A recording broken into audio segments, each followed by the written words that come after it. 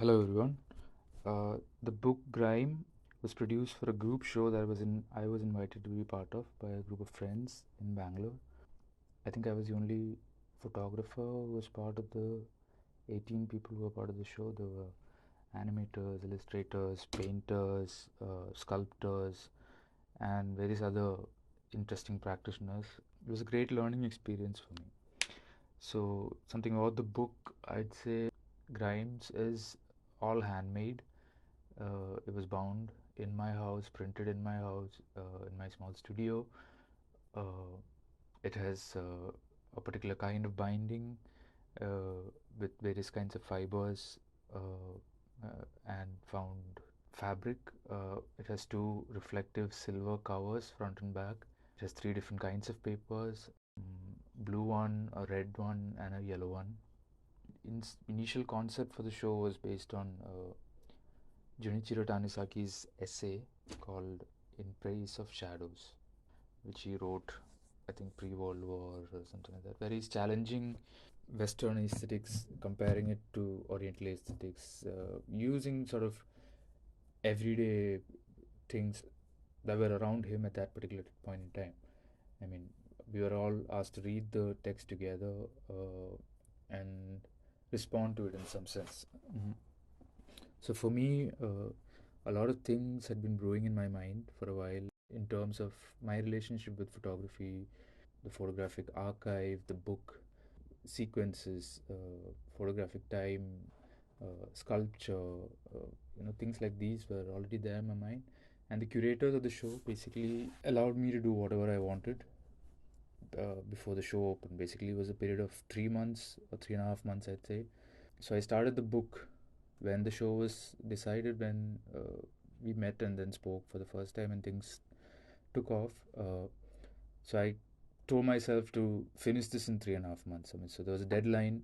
I started visiting my archive of photographs I had clicked in the past for 4 or 5 years, mostly digital photographs, and also a lot of photographs I've been collecting from various sources, used books, old textbooks, how to do things, these kinds of books. I was collecting a lot of them because I was interested in the kind of imagery that were used, catalogs for products, etc.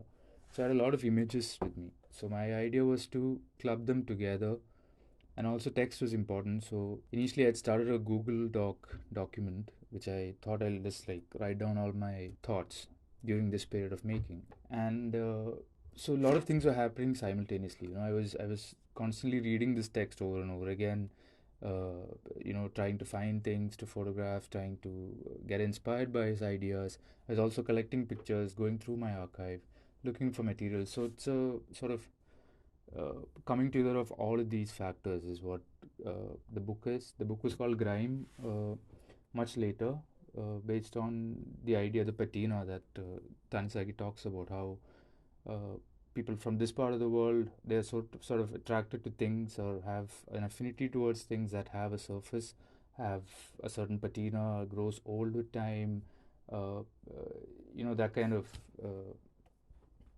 connections he drew with things and sort of Eastern sensibilities, I would say. And then, yeah, I mean, so I was also the three parts of the books. The first part is printed on red paper, second is on blue paper, and the third is on yellow. The red book, I'd say, is are all pictures that I have shot. The blue section contains all the found images, and the yellow section, which was eventually removed in the last edition or towards the end of the making of the book, uh, had the text. It was basically the Google Doc that I was editing constantly. So all the marks of editing, adding notes, adding images, all of these things are printed as it is and then uh, put as part of the book. So the red part, so the book is essentially a conversation between these three sections. There's no one narrative in the book. There are multiple things happening. It occurs within various registers of time. So I construct a lot of scenarios. I I collaborate with certain known sort of acquaintances and friends to make portraits, mostly performative portraits in spaces. I'm photographing things. So a lot of these things comes from my sort of interest within the medium at that point. I was interested in the history of the making. I mean, of the medium of sort of pre-industrialized, or photography before pre-industrialization, before industrialization, basically, uh, which had a certain kind of eccentricity and then fun, I guess, in the ways of making of the image. There are a lot of limitations. I like to work within these limitations. In the text, he talks about how he talks about these his ideas. Tanizaki talks about his ideas through everyday objects, the most mundane of things that sort of surrounds him, or he is surrounded by, which is of his choice, basically. So he makes that kind of comparison. So my idea for the book was also to create a certain study of my immediate environment, with objects, obviously with objects that I had collected for a long time, things that sort of influence me, inspire me, in the making, thinking about the medium, etc. So, I always, I mean, I thought that I knew for a fact that I had plenty of material to work with. So I started doing that, and also started learning from while sort of going through all of these found images, which are part of books. So I was scanning them, I was arranging them in sequences. Sequencing is very important because I think it's core to my practice as a bookmaker and a photographer. So I create multiple sequences. The book Grimes, 50 copies were made. All of them are different in some sense because every time I arrange the sequence, I build a book. So also the forefront process, right? I mean, I've been photographing and sort of making projects for school and for myself for the past 4, 5, maybe 6 years. And every time I'm told to edit out, sort of filter down things to its sort of bare minimum, all of those. So the idea that the show allowed me to do whatever I wanted, let me sort of explore these things. But I've always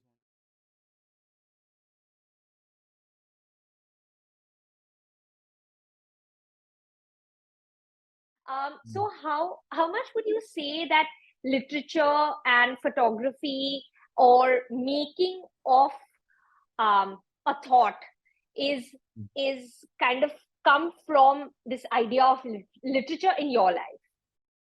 Mm. Uh, I mean, specifically for the show, we had to read this text. I mean, it was quite revelatory in some sense because I had not read the piece, and then it really helped sort of shape a certain kind of uh, I don't know, thought and whatnot for the book. But then otherwise, there is. I mean, I'm not saying that I'm a prolific reader or anything. I read, but it's mostly stuff that comes my way, stuff that I'm interested in. Stuff it's informed by what I'm interested in photographing, basically, or stuff that I don't know. I come from a background of science, so there's a certain kind of sort of leaning towards non-fiction, which is real in my life. So I read a lot of Hmm. stuff like that.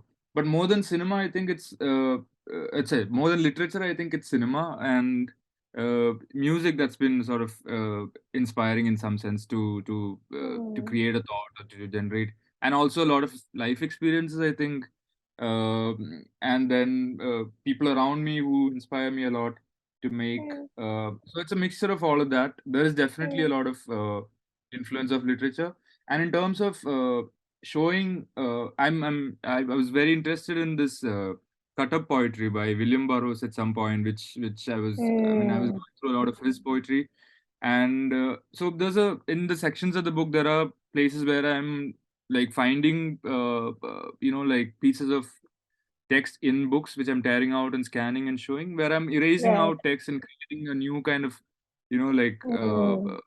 something that's it's also a certain act of subversion, I think, to I don't know to take this thing that exists in the world and sort of like mess with it in some sense or play with it. Play is very important, by the way.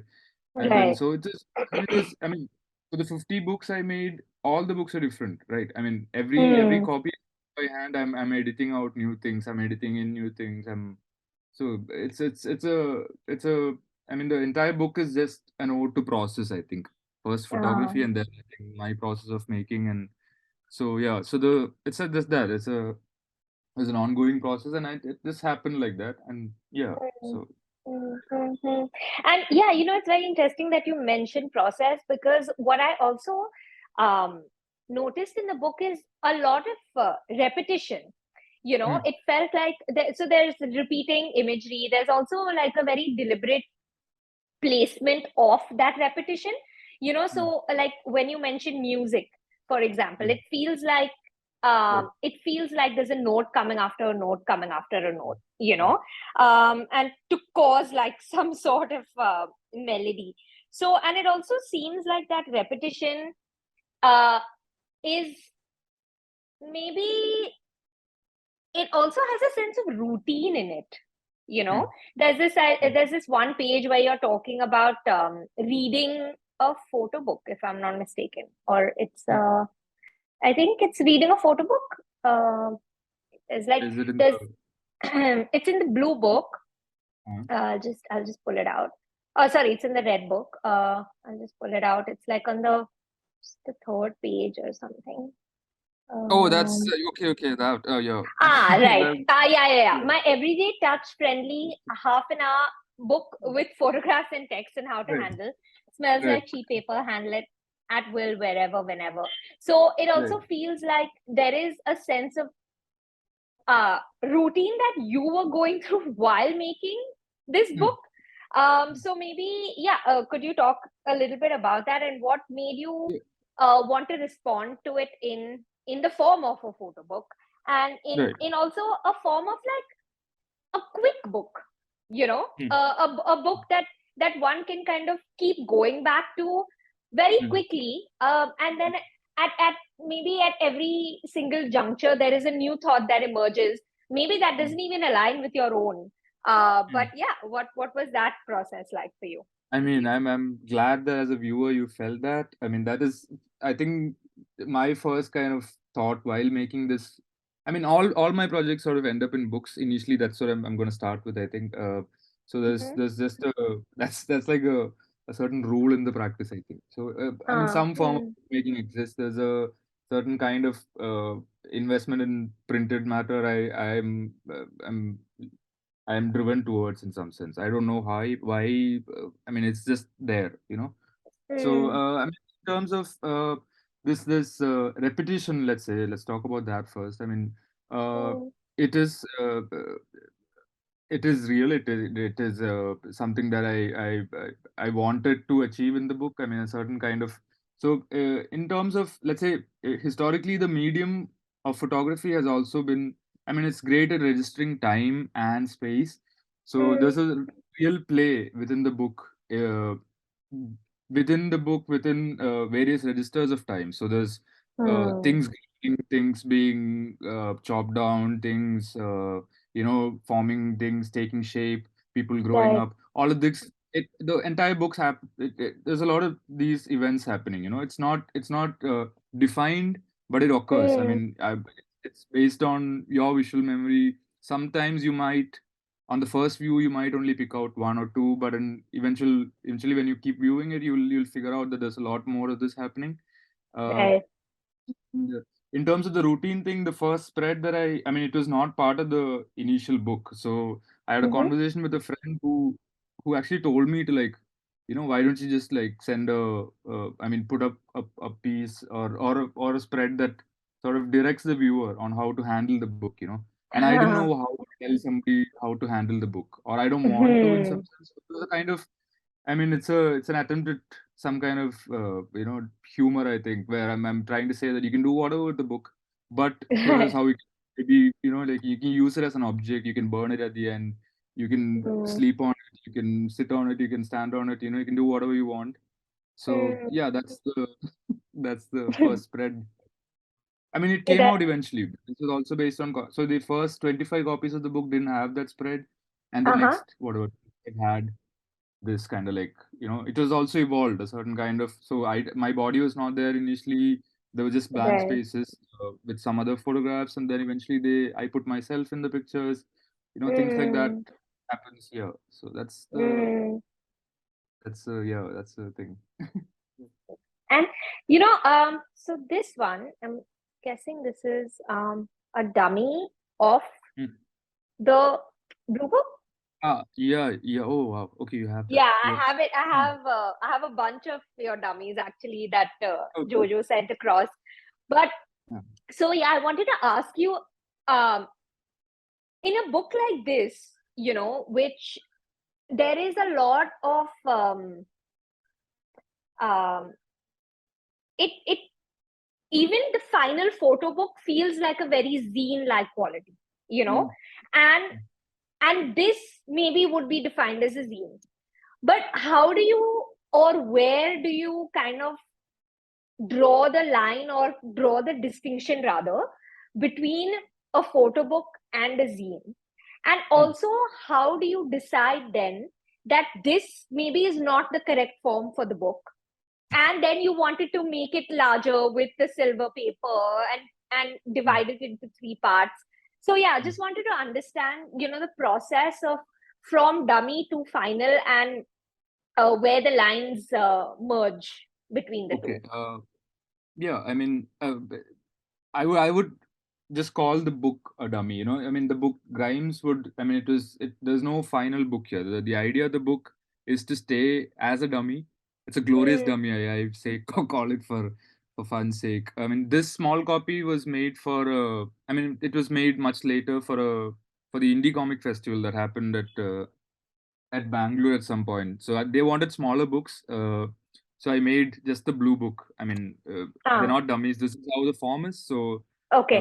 I made it for that purpose. But then super inspired by zines and this kind of DIY, like culture. I really like Mm, making things yeah, with my hand. There's yeah. a certain, you have those also. Great. I mean, this Yes, I is do. Yeah. much older, but yeah, I Mm, have those. Yeah, I mean, yes. yeah. I mean, there's no. Oh, that also. Yeah. It was That's inside the. It was yeah. inside So, the. right. So Yeah. just to sort of activate the viewer and on some other level, no, like most photo books, Mm, just like this. Uh, it's got a shelf life, of course. I mean, it just right. looks the same for me, at least. A lot of books just look the same, feel the same, sound the Mm, same. Uh, mm, so just try and step away from that as a make. I also made a lot of books like that. I went to a photography school. I mean, I learned mm. this the hard way, I guess. Just by making, so just to kind of consciously step out of this unidirectional or some kind of uh, I felt it was a waste of my time in some sense to make a book or to conceive a book and then to give it to somebody to bind, then give it to Mm, somebody to let go of a certain kind of freedom to have selection of whatever of form and whatnot. No, so just wanted to hold on to that for myself. For this, at least, I'm not against find books or whatever, but then just as right. a thing to make it for myself. Yeah, so that was the idea for Grimes. Also, the show allowed me to do it. There was no Mm, restriction. The curators were very chill, and as a physical exhibition, also it allowed. It was a 14-day show, so I ended up creating a lot of things in space with this book, in mm, terms of seat, in terms of creating a space for the viewer to look at the book. Uh, mm, I also continuously photographed and kept building the show, so there was a whole lot of things happening around the book, right? Like just mm, uh, try to put how to. I mean, I was asked questions of how do you think somebody would engage with a photo book in an exhibition space or in a gallery space, right? It's a very valid right. question. So, I mean, the time in the gallery allowed me to explore these. So I created certain corners, made some tables with friends. We went Mm, looking for chairs. These kind of things happened. All of this becomes part of the process, and I think was exciting. right. Yeah, and I've gone on to Uh, make a couple of more memories after that. Yeah, so.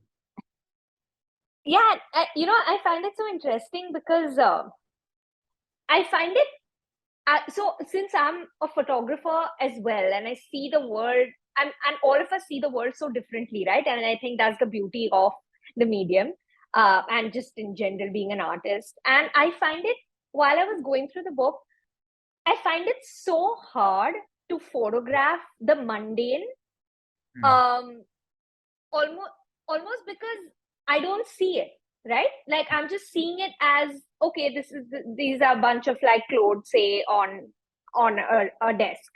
Um, but in your practice, that's what you're drawn to, you know. It is the mundane, it is the everydayness, it's the objects, it's the surroundings, it's the also the oddness of objects, you know, the weird quirks that objects bring.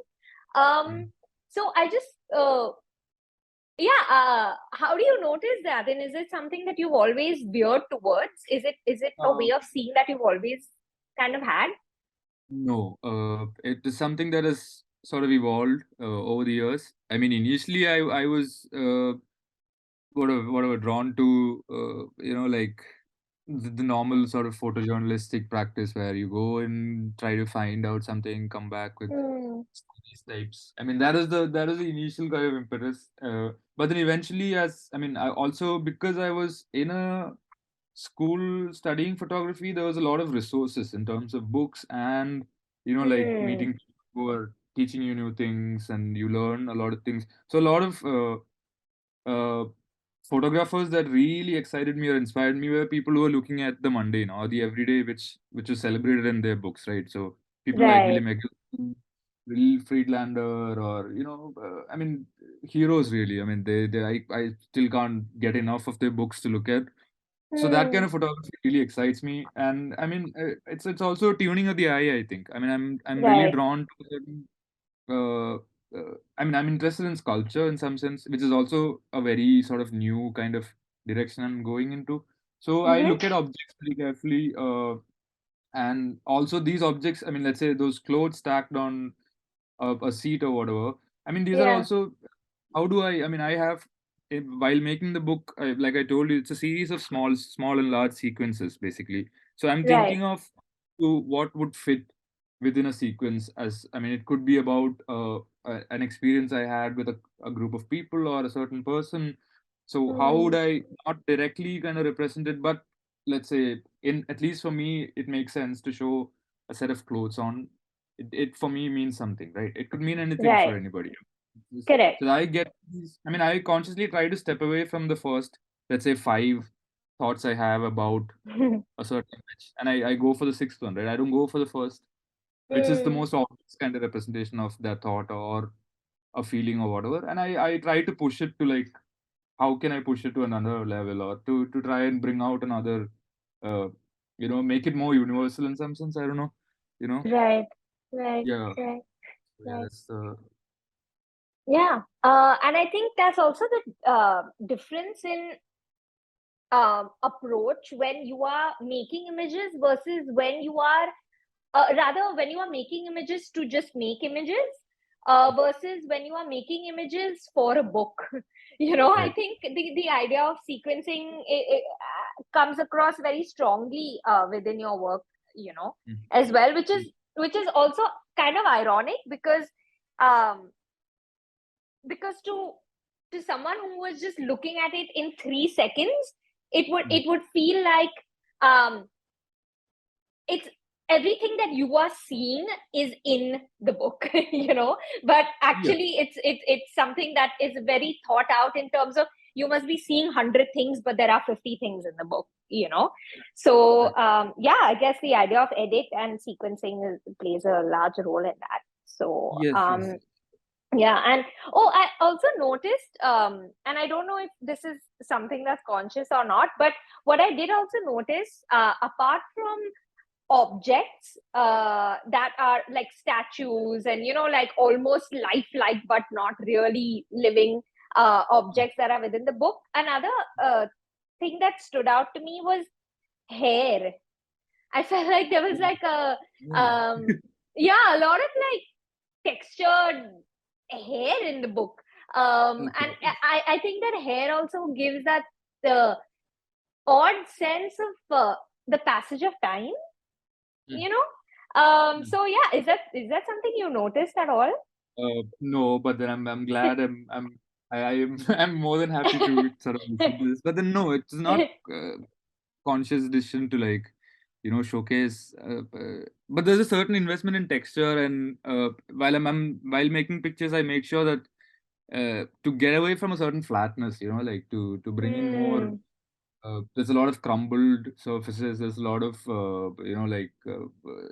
how do you say this, tainted, or uh, like the text is also telling us to, I mean, to look at these things carefully. You're drawn to a certain. I was drawn to these kind of surfaces. Like I was drawn to Right. an old door. It's got a certain character to it. I'm rather than a newer, like or whatever. So that kind of it's there. I mean, the Hmm. hair is not conscious. I'd never thought about it. Great. I mean, nice that I'm getting all these. Yeah. Yeah, yeah. Okay, I think we've pretty much covered everything that I'd like to talk about. Is there anything that you'd like to add or anything that you'd like to mention? Or Uh, do you think? I mean, it's a book that needs some sitting with. I think it's not an easy book to go through. I mean, it's not an easy book for me to sit down with. Every time I sit with it, I want to make new pictures, add. It's a process of editing in, I think, more than editing out, Right. which is which I consciously did to make it as big as possible. Um, Mm, and yeah, I mean, that's all. I mean, it's just it's a it's something that opened up a lot of new sort of directions in my practice. I've been making other work, mm, which is very much informed by Grimes. So yeah. Anyway, thanks for this. I mean, I guess this is yeah. That's all. I mean, I don't again have a lot of things to think about. I think for the future. mhm. So that's Okay, all. well, this is great. Thank you so much for having this conversation with us. Yeah. And we look forward to seeing more work. All right. Thank you.